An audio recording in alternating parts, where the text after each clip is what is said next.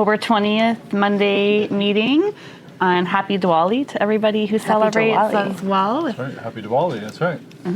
We have some treats afterwards. Sanek's mom made some homemade shandish. Yes. So, and then I think Sugi bought some laddu. Yes, great. So there's some nice treats in there, and then our regular stuff as well. So that's good. Is everybody celebrating? Is this the week to celebrate? Because we are not celebrating till next weekend, but is everyone else? Is this upcoming weekend? Yeah, this current weekend, right? So everyone has their own dates to celebrate. Happy Game 7, everyone. Happy Game 7. How can we forget? That's the most exciting thing happening right now, right? Oh, yeah. Oh, yeah? How'd the Argos do the weekend? What? It's doing that on purpose to bug you. How many do we have online as well? 32. Okay, nice. That's good. Cool. So how were open houses this weekend? I'm going to put Natsumi on the spot because I know she had a very busy one in North York. Yes, 15 groups through, Saturday and Sunday, or just the one day you did? 2 days, both days you did. So that's good. That's a fresh new listing as well. And it's an estate sale, so it's not like a glamorous listing, but people are still, they want to come and see it, right? 15 groups through, that's a lot. And she priced it aggressively, I think, as well. Yeah, 1.3. That's okay. For this market, it's more than the average price, so that's a significant listing. How's your feedback?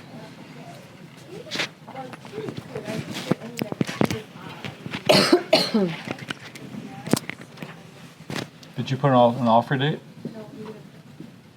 Offers any time? Did it say in the listing offers any time? I think that's the right move. She's had many showings. So. Yeah. Yeah. Anyone else online or anyone else run open houses this past weekend? I think Kate did. I don't know if she's online.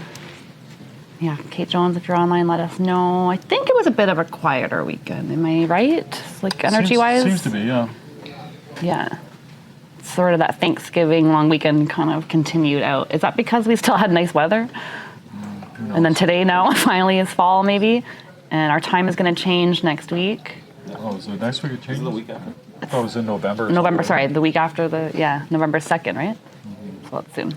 Back. My dates are all mixed up right now. October has been a weird month. Yeah. It's because of the Jays, maybe, yeah. That's good. Want to jump into stats then? Want to talk about Kathy or talk about stats? Go for it. Kathy. You're the host, right? So we had Kathy here do a little presentation here for us. It wasn't on YouTube. It won't be Zoom because we weren't sure how it was going to work, and It was a mini mastermind. and her herself didn't necessarily want it to be on camera either. So those people that were here, hope you enjoyed it. What's the takeaways? Did anybody hear any takeaways from what Kathy talked about here? Talk to the people. Talk to people. Prospecting is like the only thing that works.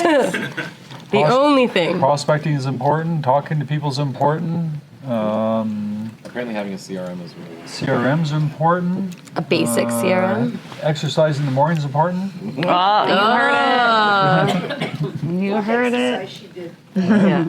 Some running. Is there anything you wanted to say about that you didn't get a chance to say that you might words of wisdom for folks? The only thing I would say is the ready, aim, fire. I think is the most important thing. Yeah, just fire.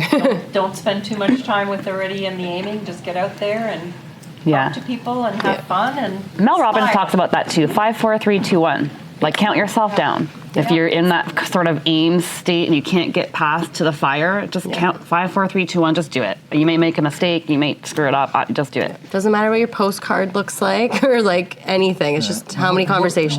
What are the basic pillars? What do you think? Like Past clients. past client is a Sphere. pillar. Past client is an area. So you must have a system in place for past clients. How are you going to keep in contact with them? What are you going to do with them? How are you going to talk to them? Right. Sphere, you said. Sphere Yeah, meaning sphere. your family. Family.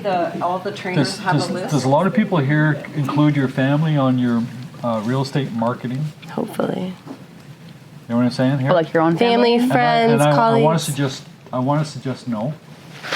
Am I wrong? Well, because there's a mindset that they're not going to be the chosen one. Agents will follow up with their past clients with emails, newsletters, up to dates, market, blah blah blah. But what about the sphere of influence? Do people keep the same sphere of influence on that same list? Probably not, I'm- because they think they know. I'm guessing, and the reason why I say that, I've talked to a lot of agents over the years, and some of them aren't in the business anymore, and I would say to them, once you talk to your past, your family, your friends, that you're in real estate, it's, oh, they all know I'm in real estate. They'll forget. Yeah, but they remember you as somebody different. They remember you as being the TTC driver. They don't remember you as being the real estate guy. They remember you as being something else, right? So you really can't treat sphere of influence any different than you would your past clients, I wouldn't think. All right. What's another pillar? We talked about farming. Do you think farming's a good pillar? Yep. Absolutely. Is it just? And I've been saying that forever, but It can be a couple of streets, it doesn't matter, it's just get started. Yep. We did. and your routines. Like you get a listing, you do your just sold, you do your just listed, you phone call, you once a property sells, you do all the routines and everything else, and hopefully you're trying to pick up another listing. So very basic things in that. So lots of things for people to do. There's really nothing magical here that you talked about other than we're doing it, right? And I think that point is too that Kathy did beautifully, is that it doesn't have to be a very structured thing. It should be, but if you're not a structured person, your structure is chaos. Yeah. And that works for some people. So if you find that on Monday you didn't do your calls, so by the rest of the week you forget it, just know you can do your prospecting any time of the day. Just make sure you fit it in. And one thing Kathy said, for those people at home that didn't hear it, she said that a lot of agents will come to her and say, when's the market going to change? And she says it's not. Get over it. So let's assume that the market's not going to change. Or that This is the market. What are you going to do?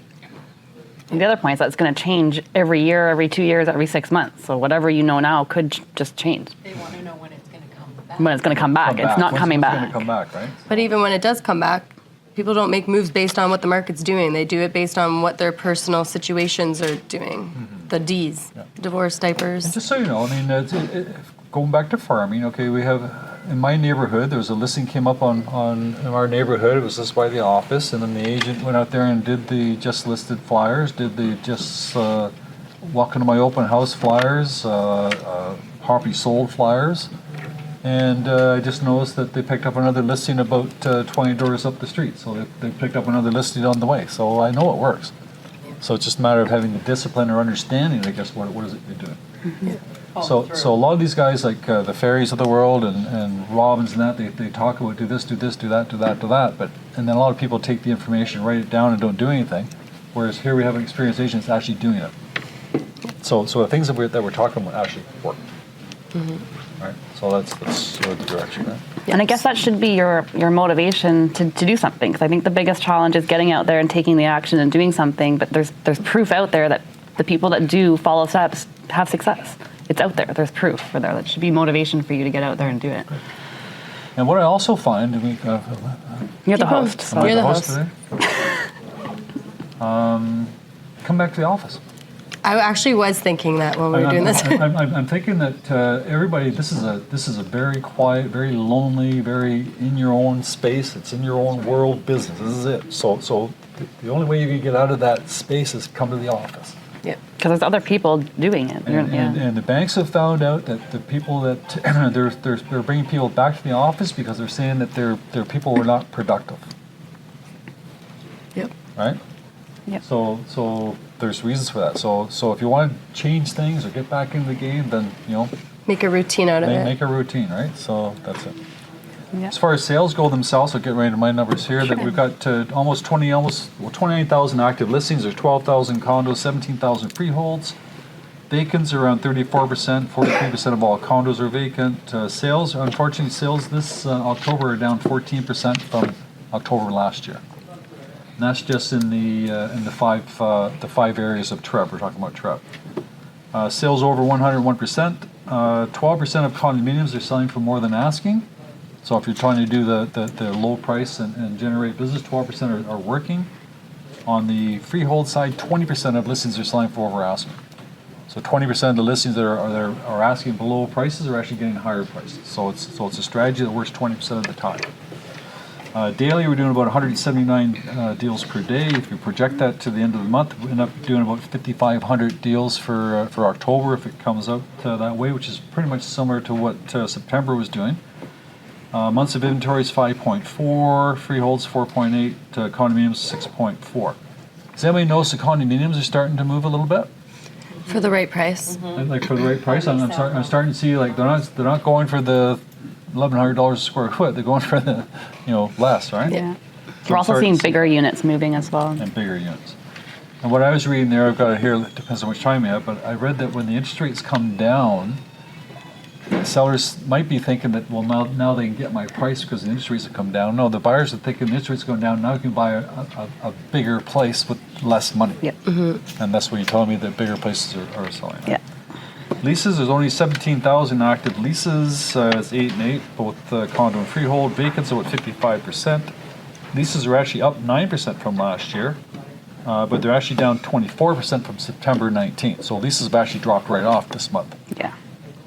Anybody knows that too? Right. So anyway, so the market's it's not a great market. It's not the spring market we were hoping for, but there is some life there. But yeah, good.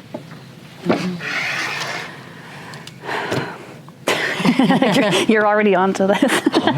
Yeah, where do you want to start? We're going to talk about other stuff today, but just so you know, we're in the middle of a FinTrack audit. And I'm going to go through some stuff right here later on when you guys are finished, some FinTrack things.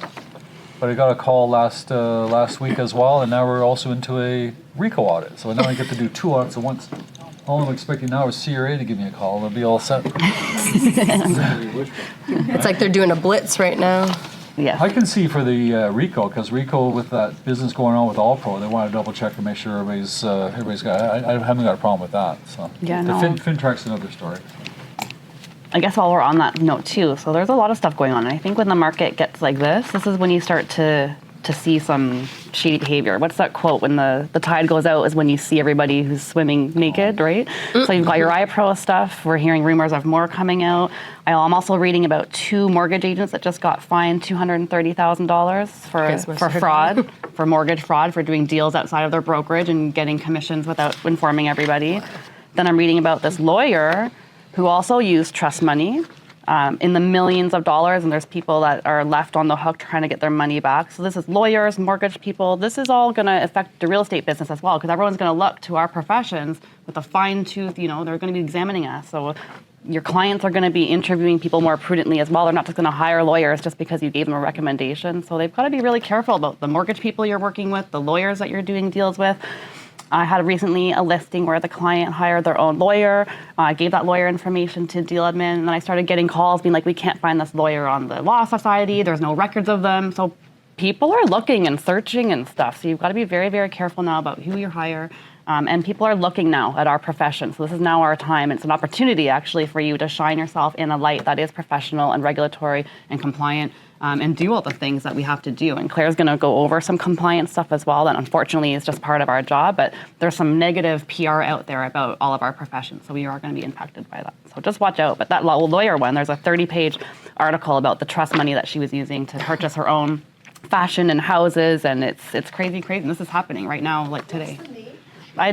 There's many of them, but this one, I'll show you this after as well. I don't want to say it on YouTube or anything, but if you Google lawyer fraud, you'll see it. It's millions and millions of dollars of clients' trust money that they were using as well. You mean one lawyer or many lawyers? I have an article about one. I'm sure there's more than what we're talking about. So just something to watch out for. Like, the point is that your clients are reading these things, and they're going to be looking now to you to make sure that you're professional and you're following all the rules, and it's your opportunity to show that you are. And that you're adding that value to them, right? Banks are not trusting lawyers. Yeah. Really? Yeah, and I was reading too on the mortgage side, like it's kind of a newer thing that the lawyers would handle the trust money. I think back in the day, the clients would have 2 checks. One goes to the mortgage to discharge it, the other goes to the lawyer, and that changed with the world of electronic fund transfers as well. But it's changed now where the lawyers actually have control of the trust money between the mortgage and the buyers as well. So that's changed the world. So, and by the way, mortgage people, lawyers, and us all do their own FinTrack process. So everything we're talking about here, everybody's doing times 3 in a way, So right? we've got Brian here. So do you have to do risk assessment for the clients? Do you have to fill out the questionnaire? Yeah. So we all have Can we it. borrow? Started last year. can we borrow yours and I'll give you mine and you give me yours? That's right. Do a little cross reference. I really think there's something missing in the industry because of this. I don't know why there's not a single database or system that we would go and report and that it would cross-reference. Like if you have a client, I have the same client, and what other connections? I don't know why. You need to It's- go through the political exposure as well.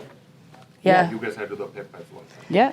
Yep. Yeah, so you would know. You've been in the industry longer. I don't know why there's not a single sort of repository for this information. If the goal is to find people that are money laundering, So it's, we are doing it, you are doing it, and the lawyers are doing it. and all of us So are not doing many. and we're not doing a good job of it I know. apparently. Just to be So sarcastic, I think the government also said, hey, we hired 20,000 people last year. to help facilitate this, yeah. What else would it be, right? So, Yeah, anyways. to very well. Yeah, fair enough. So that's some of the drama that's going on, some of the negative press. But otherwise, for like real estate news, I haven't seen a ton of positive or negative news this past week. It's sort of been neutral.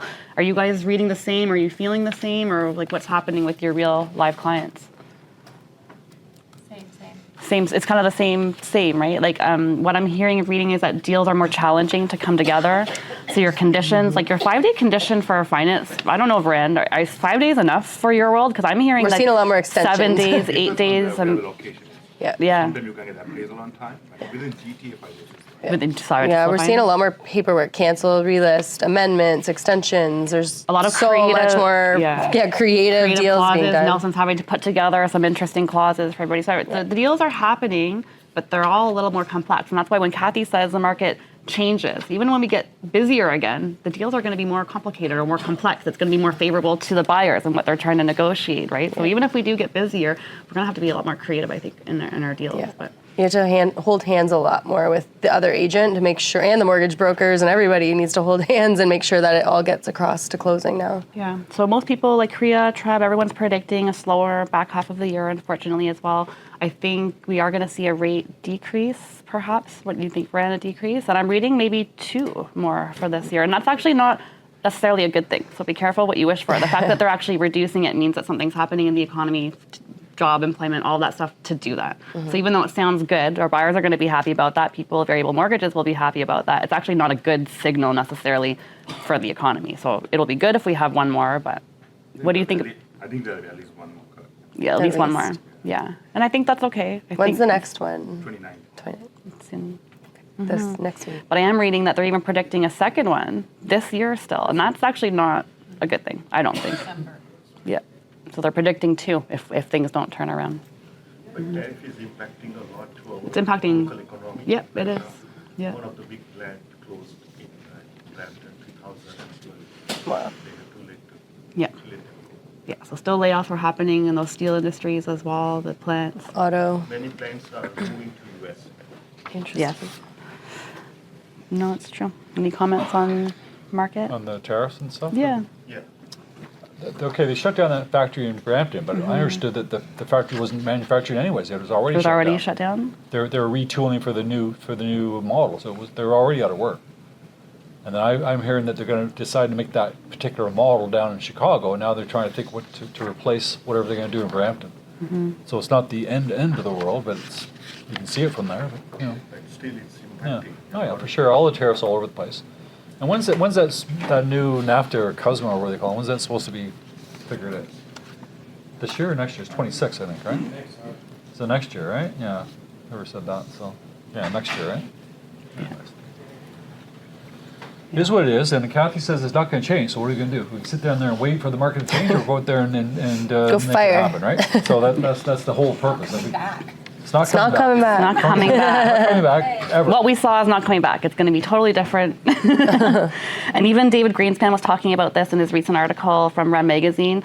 He's saying now is the opportunity for you, because even if it does come back, it's still going to be different than what it was. So you need to start being ready now. Now is your opportunity to get your systems in order and get your confidence back. And now is the time. So stop waiting, start doing. He's saying stop waiting for the market to stabilize. Stop waiting for their clients to make a move. He gets it, I'm waiting for my client. Well, stop waiting. That's what his message is, pick up the phone is one of his number one actions. So it's the exact same again. This is it's all the same news, right?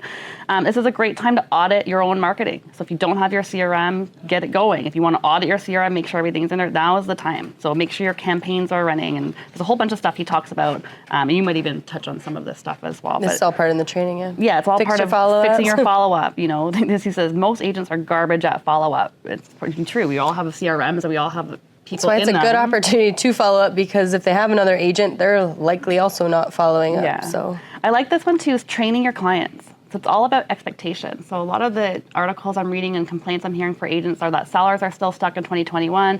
Buyers are thinking it's doom and gloom and sort of they're stuck, but it's actually our job to educate and train our clients about the market. So don't let, if you've got a seller and they think that with interest rates decreasing, that's going to help, you have to educate them. Say, no, that's actually not what's going to happen. This is what's going to be the result of that. But it's our job right now to communicate and educate them, so by the time they are ready, they're not kind of shocked about what's happening when they see the results. So it's on us to educate them right now. And I know you're going to talk about this too, but just planning for 2026 is your time right now. In fact, we're almost a little bit late for that, being in October, right? yeah, like if the business isn't coming now, like most closings are going to be happening for 2026 for whatever business is coming in now or soon. Yeah, and he said your market is coming back, but only if you show up first, right? So if it does come back and you're not there, you're not going to be able to take advantage of it. So.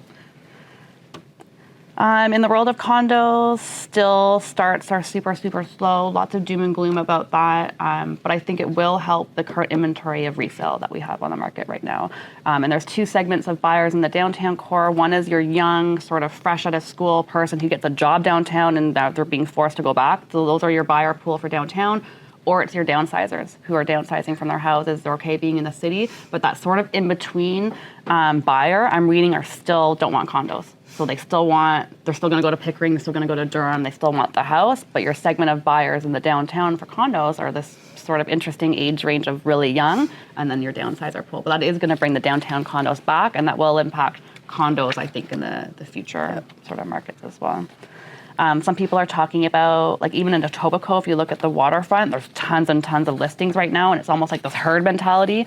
So as soon as a seller sees a condo go up, they want to go up too, and it's just causing everybody to go up at the exact same time, and they're just competing with each other. So it's just whoever's the most motivated is gonna win, right? So I was going to say, whoever's got an investment property. Well, that's what they're saying Just too. If you're getting just rid of trying to it, get it up there to offloading. see what happens, you're actually hurting yourself by doing that, and you're hurting the market by doing that, because it's only the ones that are truly motivated that are going to sell. So if you've got people who are just throwing condos up on the market to see if they can get their price or get their money back, but they're not, and all you're doing is adding to the inventory of other people now that can't sell, right? So if you've got people that are not motivated, you might not want to just throw it up and try, unless they're going to give it a good price to actually get it sold. But We talked about that last week too, and like knowing if they're motivated. If they're just saying, oh, like let's just put it up to see if we can get the price I want, that's a red flag that they're not actually motivated to do something. If they're saying, oh no, I need to sell it because I need to move somewhere, or they have a reason why they're selling it, then those are the people that are probably going to listen to you with pricing. But if they're just putting it up just to see if they get their price, it's not happening. it's kind of hurting everybody right now, right? And we're seeing a lot of those, I bet. Yeah. I want everybody to be careful here with your public. Has anybody had the public come to you say, you hear the real estate market's bad? It's a Yeah, consumer saying that? Yeah, Bad for if who? you look on Reddit, that's Okay, what people are. so if you look at Reddit or look at these other things there, you know where the real estate market is bad? In the new construction, Start. Yeah. not resale. Which is funny because the last week we're getting way more questions on pre-construction than I have in the last few months. But my point is, any headline you say, market down 80%, market down this, they're talking about new construction, Yes. not resale. So we're in the resale business, right? So make sure just don't, if you got a client that starts dumping on you saying the market's this, market's that, you say, wait a minute, we're talking about new homes here, not resales. Resales are okay, Yeah. right? Resale prices have gone down in resale, but they're not devastated like the new stuff. Yeah, but the new stuff is quite devastating. Like I've even Cloverdale Mall, we talked about that huge project. This is Mattamy Homes now. Now we're talking like big developers financing. They've canceled their entire project. They sold less than 10% only. So this is concerning now. I mean, we are at numbers closer to 2021 now for cancellation, so it's not like as bad as, it's not crazy. It's pretty typical for projects to get canceled, but when it's big developers like this, I think that's something to pay attention to. So it's the new ones which are more. So new ones are Brand getting new, no dirt, like no shovels in the brand new ones ground. that are getting all the press. Yeah. That sold a couple years ago? That's something I'm getting at. The press is talking about all these types of things. So if you do have clients that are asking about pre-construction, because we are getting some clients. I've gotten an odd amount this week. Don't show them projects that are in the air that have no shovels in the ground that haven't started anything yet, because they're just trying to sell so they can even get permits to be able to sell. But you want to look at like Pickering City Center, things that are shovels in the ground, things that are happening, developers that have their own financing, they don't require their sales to get that done, or look for things like assignments even, or things that if you see Things it that are sort of built. half built, like that's the projects I would steer them towards, or resale. Just go straight to resale as well. But I wouldn't be looking necessarily at projects that haven't started yet. That would not be a savvy investment. I don't know. they're still Steve, do you selling agree? high. You're selling pre-con. Do you agree? Or are you still selling stuff that's in there? Honestly, pre-con has kind of slowed down quite a bit. Exactly. I was actually talking to Nelson earlier, and they were saying that there's one project in Innisfil. Anatomy has semi-detached homes. They're selling for $750. I heard from someone that works in the head office that they're negotiating down to like low sixes. Yeah, because like what would a resale go for? Yeah, Like semi. Innisfil semi. Yeah. Like you might as well just get it. I have no idea, but Yeah. they're negotiating. Yeah. Fieldgate in my area is negotiating $200,000 less than. And they're not advertising it. It's kind of like when you get in the door and you're talking to them, right? They're not going to put it Get up. a detached for $700.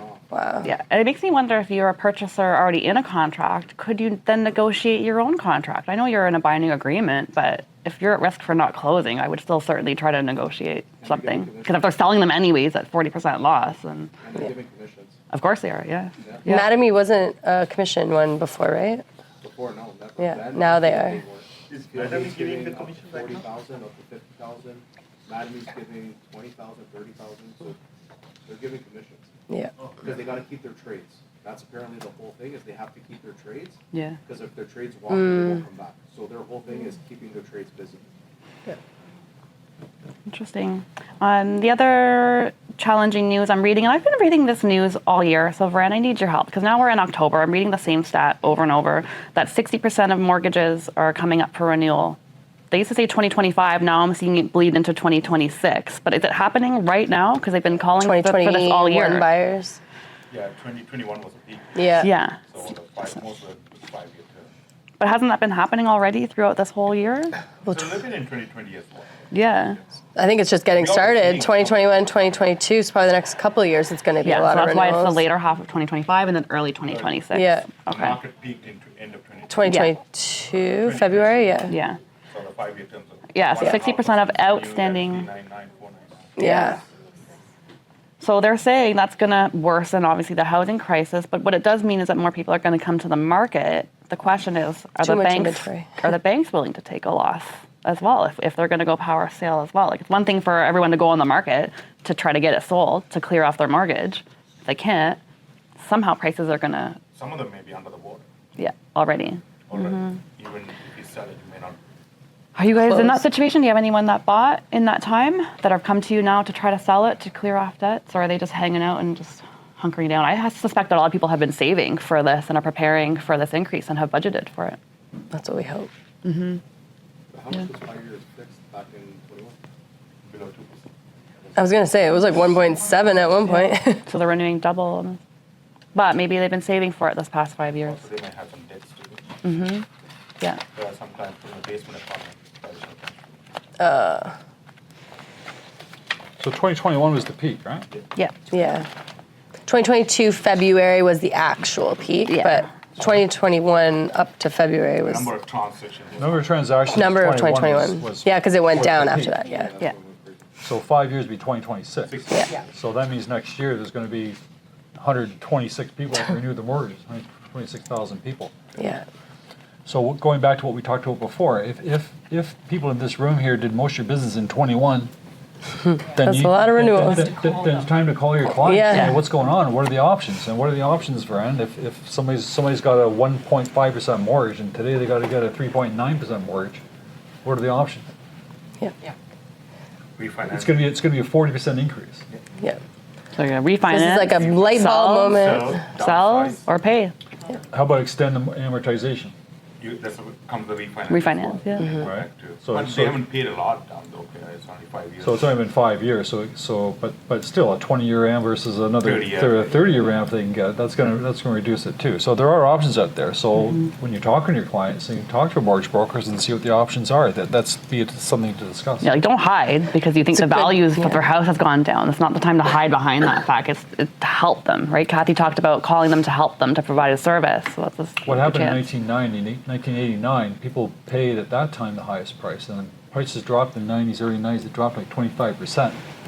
So all everybody did was just renew the mortgages, but then the mortgages weren't like 1.5 versus 3.9. They're pretty much the same. So that's the only difference. Huh? So what agents should be doing is you guys should be messaging Heather, for example, and asking her to print off all your 2021 deals and then go through your list and like if you guys don't have an organized CRM, get Heather to print your list, go through it, send an email, call, say, hey, your renewal might be coming up. Do you guys want to do a consultation? Maybe even get Varan or a mortgage broker involved in that conversation with you too, but it's a great time to get on the phone, I guess. Banks are calling them 6 months prior. Yeah, like you guys are probably already calling them too. Like even we put them the bank. Yeah. The banks internally they are calling 6 Yeah. months Yeah. prior. So if someone bought in June, they're getting a call. Yeah, and that's because they have just a to get CRM. yeah, they've got a good CRM That's probably. automating that. Yeah. They're not sitting on the computer looking at like waiting for them. It's a CRM's automated. They know the dates and you're going to get a text message or an Yeah. email. Yeah, So you can do that too. yeah. That's what I would be doing though if I were you guys, is literally getting on the call with those ones. So we're just talking about Toronto condo buyers. So we're talking about condominiums and first-time buyers. The first-time buyer, just using averages with 20% down versus the average price for a house versus the average price for a condo. Condo is going to cost the guy about $2,900 per month, and the house is going to cost him $5,600 a month. So if you're trying to think like, why is the condominium good for first-time buyers? Because it's almost half the price, At what price? average price. So $655 for condo, 1.35 for detached. So it's still a big advantage for somebody to get into the market. Yeah, still, right? but I'm reading too like the Gen Z trend. So that used to be the formula of getting into the market. You buy a condo, you live in it, you renovate it a little bit, and then you sell that and you leverage it and you buy your dream. Not even your dream house. You buy your next sort of first house. But now I'm reading they want to skip the condo phase. They don't want the condo, so they're just going to stay at takes too home long. with mom and dad. They're going to live rent free, save their money, and they want to buy that $1.3 million house. They're going to wait. That's what I'm reading. I don't know if I it's see it a true or lot not. even in my own age group. Yeah. They don't want the condo. They just want the next step, and they're just going to wait for it. And that's going to hurt because prices are eventually going to start to go up again. So, but that's what I'm reading the trend is. I don't know if it's You're right or seeing that? wrong, but the formula of success during is your different. conversations with your past clients, hey, you got any kids living at home still? How old are they? What are they Yes, making? I think so. They're 45 years old, and time for them to move out. I heard they want a $1.5 million house. Maybe we can help them get to that. I heard they're waiting for the prices to drop.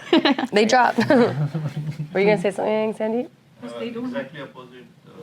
Last 2 months closed 5 condos. Yeah, okay. A lot of condo requirement. People, they say, okay, we don't want to go up to $1 million. Let's buy something of 500. Okay, good. That's what I like to hear. They are trying to keep the maintenance below 500. Yeah. And what's the buyer profile though? Are they young, old, like Young. you're young? Okay, that's what I like. They That's say good. We had enough paying rent for 3 years. That's a savvy thing to do. Yeah. Get into the market. That is the formula, right? I know it's not the formula everybody wants, but there's nothing wrong with condos and condo living and being downtown and being young and thriving and that is a good step. So I was telling my daughter to buy a house.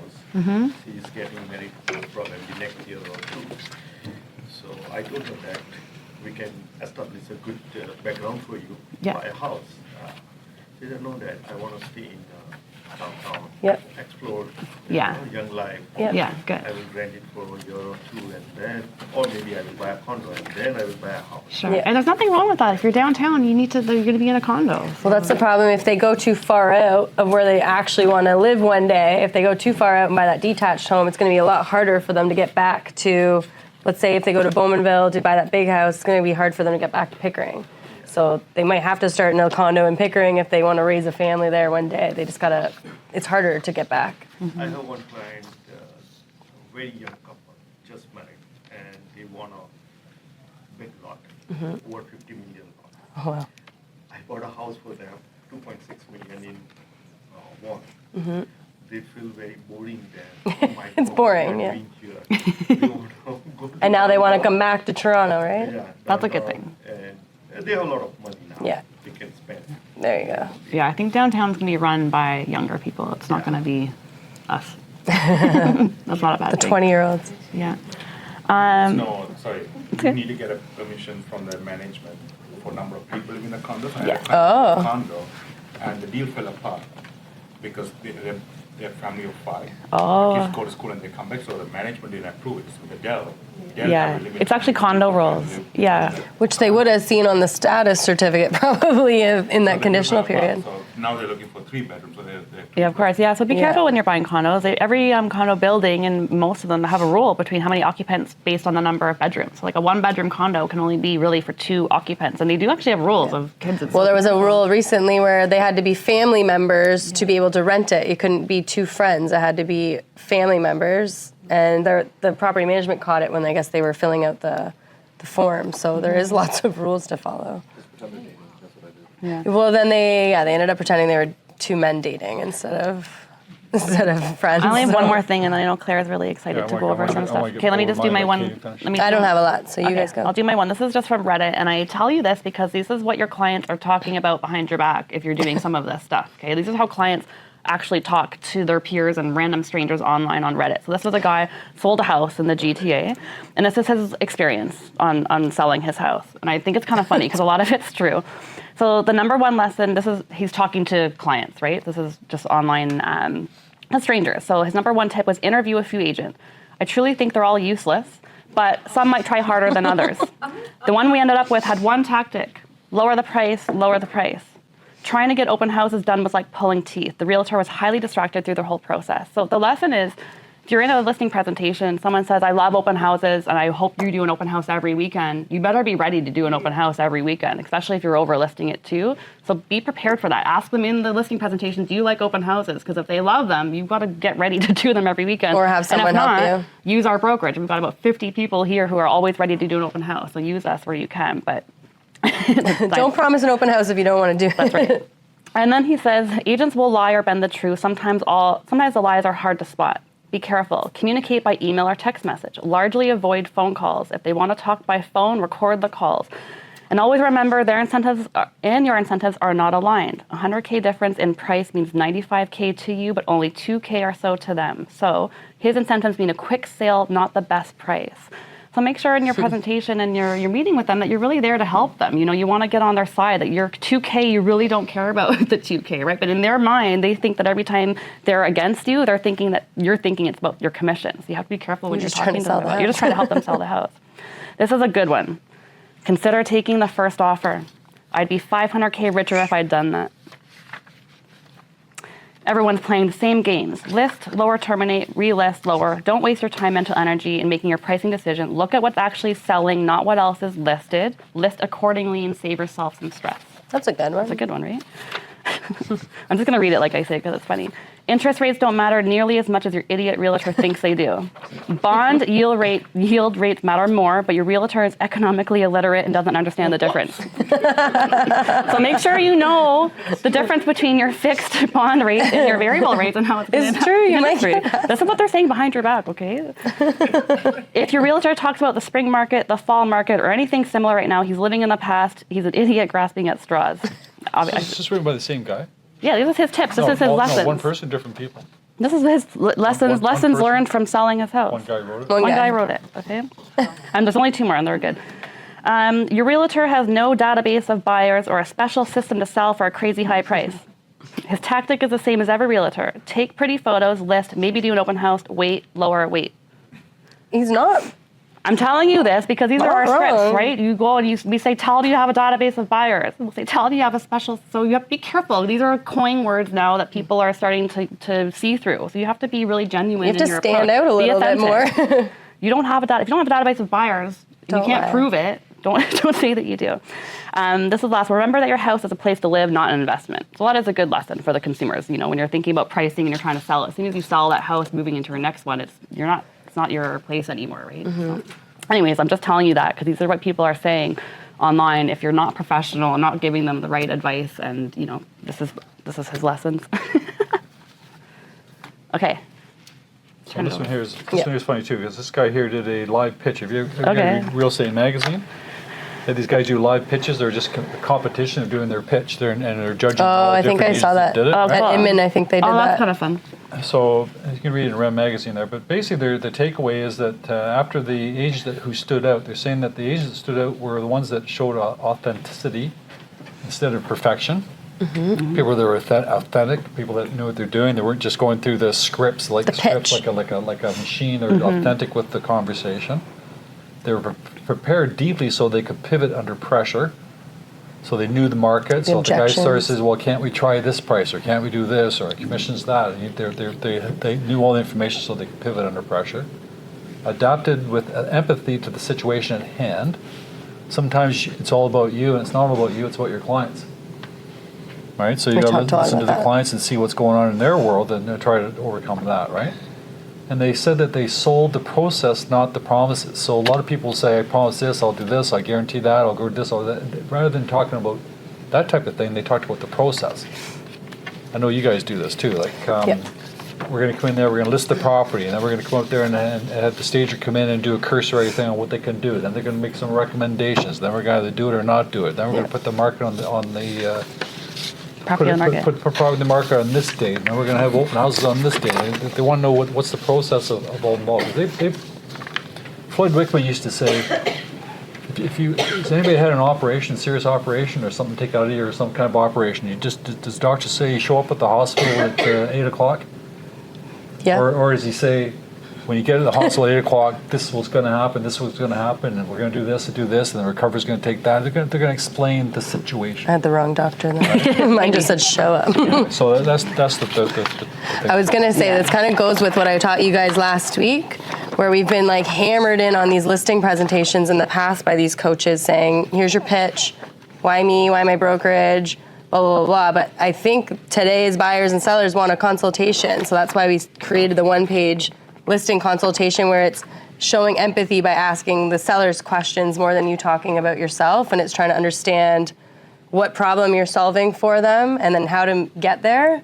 So I think that's probably proving what we were talking about last week, where I gave you guys just a one-page listing presentation instead of a PowerPoint, because I think people actually want to be heard and want you to show that you're going to solve that problem for them instead of talking about hard stats and all that stuff. There's a lot of value to what you can provide to a client right now, where there's all this negative press going on about real estate agents, like this guy's talking about so negatively, and the 1% realtor and all this fraud and blah, blah, blah. Now is your chance to shine professionally and show them that you're the one that they should hire, and it's their chance to weed everybody out. And now is your time to do it, because we have time to get organized and polish our skills. But there's so much opportunity for us to be professional agents, and people still will pay full commission for a proper agent that's going to service them with checklists and processes and get their house sold, right? Mm-hmm. But the coin lines, all the catchy phrases, people are seeing right through that stuff now. So now's the chance to be genuine and authentic, and yeah.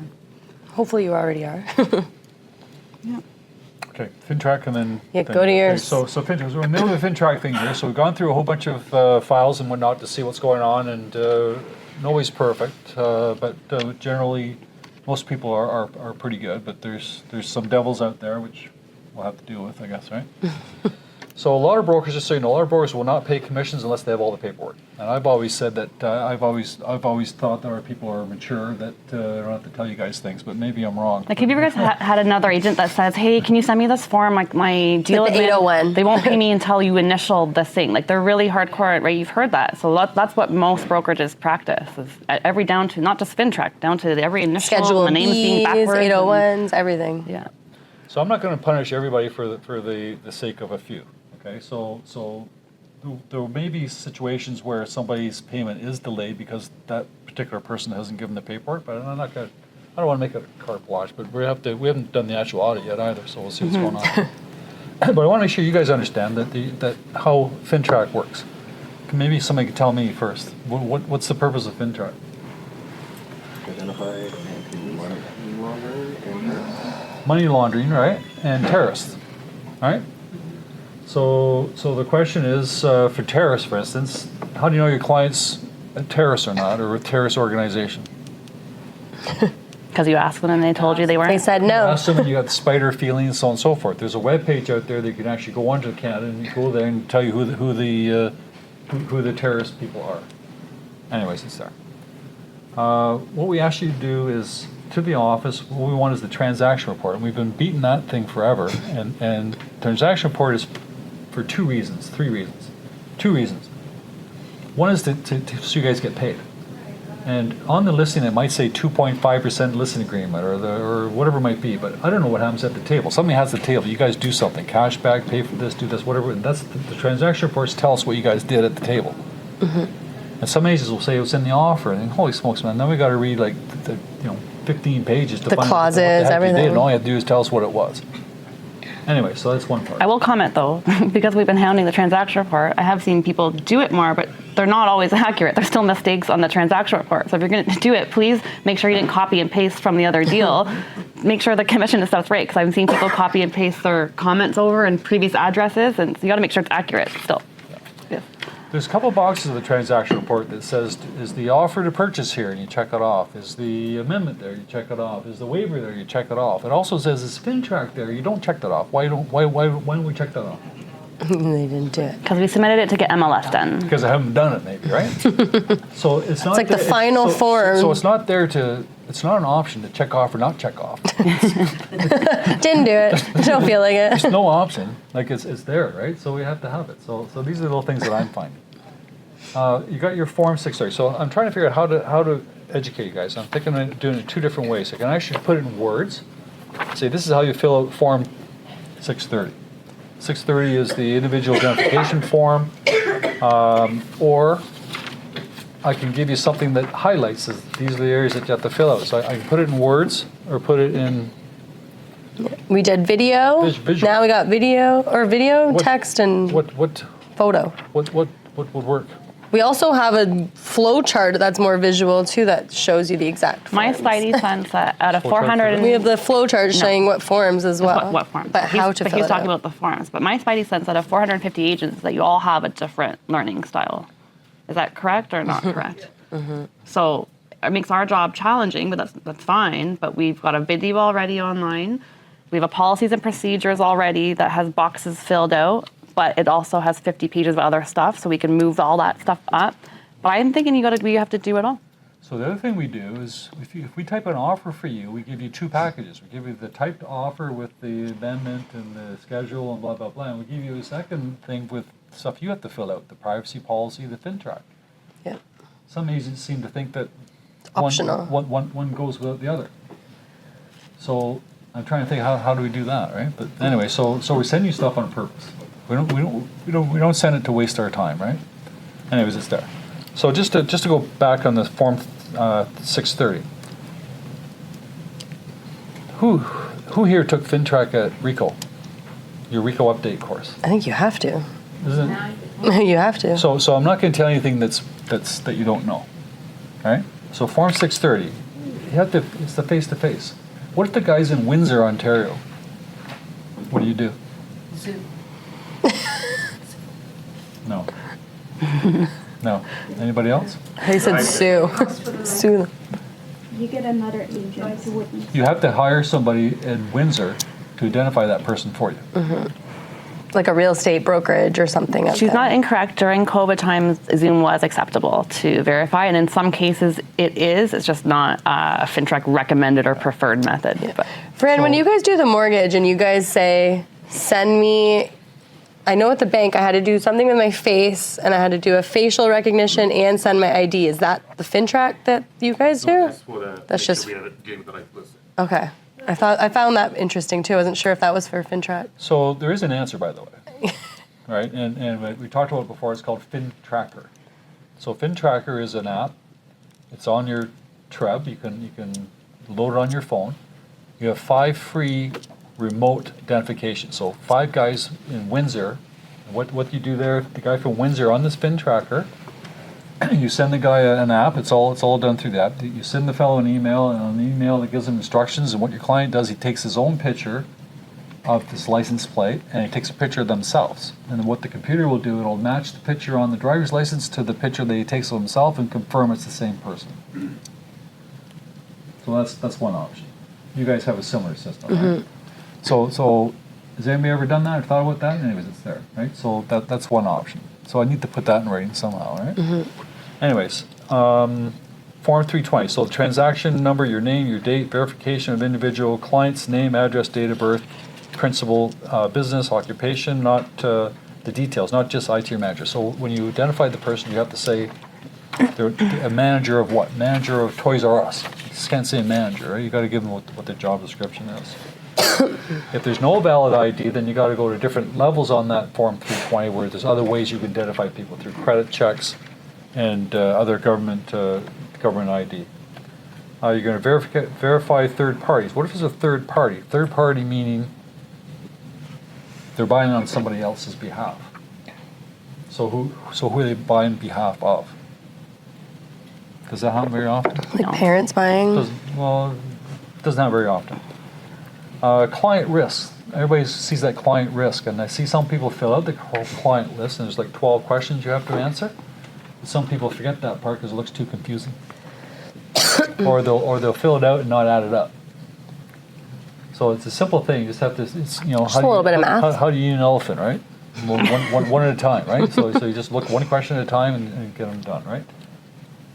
If you don't want to do that, you can go back to the FinTracker app, and the FinTracker app will come up. And then what you do, if you do it, I'm not talking remote now. I'm talking about you see the person, you take their driver's license, take the FinTracker app, take a picture of the back of the card with the QR code on it, and it automatically fills out that form for you. And then you just go through your app, and then you answer these questions on the client risk. You just say yes, no, and just click it, and you're done there too. So that's a free app, right? Mm-hmm. So you can do that as well. Business relationship. Does anybody know we're talking about business relationship? Have you remember seeing that on the identification forms? And business relationship for most people would mean business, right? Not FinTrack. Business means that they've done business with them before. Therefore, now it's a business relationship.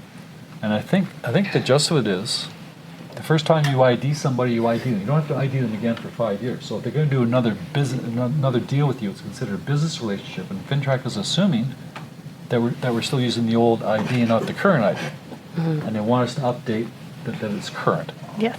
So our policy here instead is just we're going to make everybody business, and we're going to have ID on every deal. Yeah, so CREA has recommended that every client you deal with, whether you've dealt with them before or not, is a new business relationship, and so we've adopted that policy as well. So basically every client or every transaction you do will have a new FinTrack form. Now that said, if that ID didn't change, you could just write in the comments, ask the client, and everything remained the same. That would be acceptable, but you have to document that you went out there and you made an attempt to get the correct information. Corporations, everybody knows when a corporation's buying, say a number of companies buying something, could be commercial, everybody understands there's different rules for that, right? Can anybody tell me what the different rules are? Yep. Go look at the directors. You have to know who the directors are. You have to know who has the signing authority, who can bind this corporation, who is this person, and then you have to ID that person. You have to go back to 630. So you got to do the corporate thing, and then you got to ID that person. But the new rules as of October 1st, 2 new rules, one before I forget. You also have to ID self-represented people. Yes. I think we were doing that anyways. Yes. But self-represented persons, I'm not doing that. We'll say we can't. I'm self-repped. You can't sell it to them unless you ID them, because that's a perfect terrorist, is it not? Yeah, literally, a person that doesn't want to give you any ID, no contracts. That's a red flag. Right? So that'd be it. So you have to do those guys too. So you got the corporate, you find out who the director is, who's the signing authority, and then you ID that person. But the new rules also October 1st says you have, okay, I'm trying to go back in time. Do you guys pay attention to the news? Have you ever heard of shell companies? People buying stuff in the shell company. You know what that means, right? It means that they're buying it under limited company, but it's actually for them, and they're doing it for tax reasons.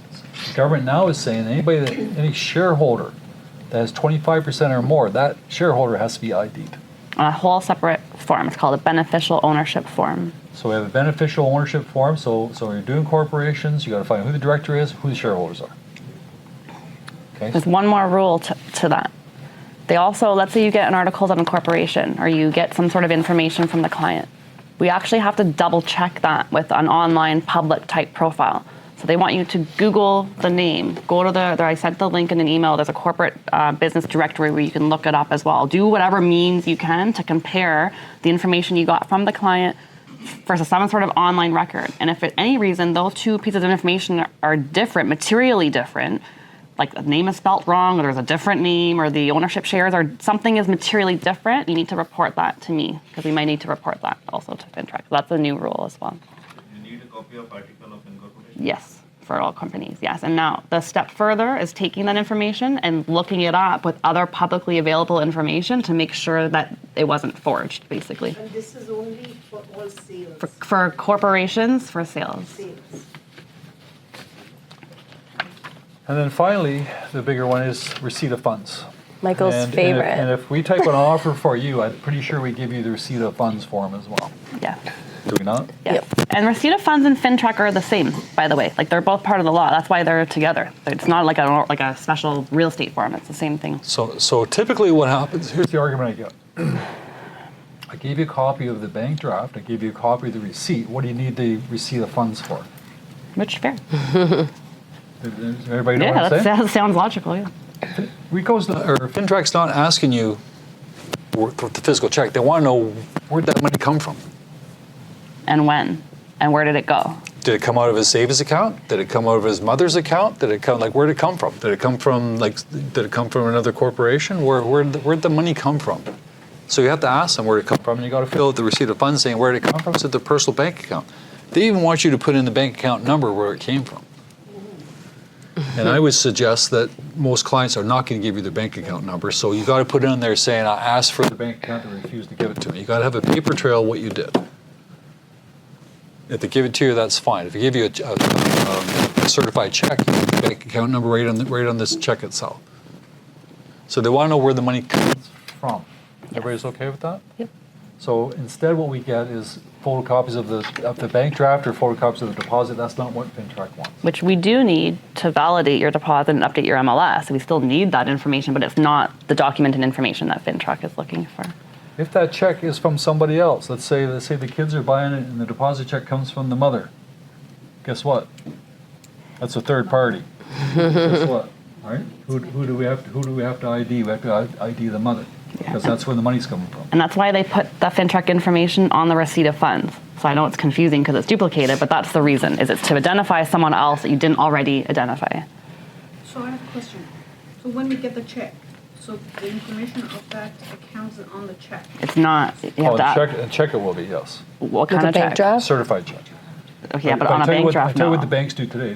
The banks do not want to do certified checks anymore. They want to do bank drafts. Yeah. The bank draft does not have any reference to the client's bank account. Yeah. Bank draft, all the bank draft has is Payable the to, number of the bank, an amount. number of the instrument number, payable to, and a signature. It has its own reference number, but not of the account that it came out of to produce the It doesn't even draft. say who it came from. Doesn't Yeah. actually. Comes- Yeah. The banks want to do that, or what's the reason for the banks not wanting to do a certified check? I'm not sure, they're almost the same. I but- have no idea. It's a fraud. Yeah, See, same thing. certified checks can be reversed. Yeah. Okay. They're fraudulent. Yeah, I haven't seen many of those nowadays. So no matter what, you have to ask them. You have to ask them, where'd this money come Yeah. from? Came from my personal bank I know, account. yeah. What's your bank account number? I don't know. Forget it. Well, here's the next layer. If the client says, I'm not giving you that, is that suspicious or not? Are they not giving it to you because they're not comfortable, or do you feel something in your gut now? You have to report that also. So pay attention, do a gut check. And, it's for sure reasonable for a client to say, no, I'm not comfortable. But pay attention to the words and the energy that they're giving you when they say that, right? And you have to document that. They say you're not comfortable and. You write in, I Just asked say the client. ask them Not force refused. them to give it to us. No. No, you can't force it. Is it good to make a deposit draft by the realtor behalf of the buyer client? Say it again. A deposit on behalf, if the realtor pays the deposit on behalf of the Yeah, client? like some problem that. You guys I are cannot nice go to bank realtors. right now, but then I'm gonna say, We have to FinTrack. No, you're being FinTrack. technically, yes. I would say policy-wise, compliance-wise, I wouldn't do that, no. I know that was happening in pre-con world. That was a popular thing in the hot pre-con market. Well, don't worry, I'll get the draft for you. And that was I would not do that. So is it professional to just tell them, okay, you know what, this is gonna make some trouble. So if you don't give me the. No, I wouldn't pitch it like that. What I would do is show them the FinTrack brochure, maybe when you come to meet with them or you're meeting with a new buyer client, just say, by the way, I'm going to be FinTracking you. Here's why. Here's a brochure that explains it. I will be asking for account information. It's up to you what you do with it. But I would maybe give them the brochure, but don't prep them for that. It's going to look shady if they say no or anything. No. We don't want to scare people. I know it sounds scary. This is Try to scare anybody. It's not that bad. I mean, it's the simple. Most people are normal. Now, going back to that questionnaire, the client risk, just for one of the questions, 14, I think it is.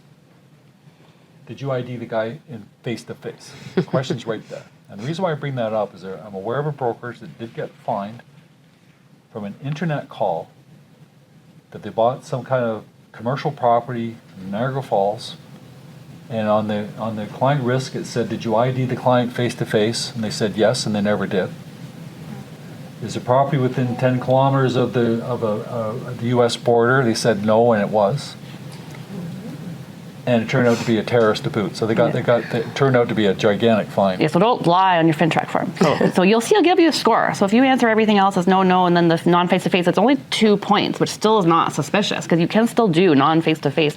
But the more the scores go up and up, that's what they're looking for. They're looking for a high risk, which is like a 10, or it's more than a 2, let's say. So. Anyways, as I say, majority of people do a great job, but the one or two people that don't, so those 1 or 2 people that don't are going to have a delay in their payments. I think that's been the decision so far, right? Sure. Yeah. Sandy. The question what Purvesh was asking is very common. I mean, that happens even with me.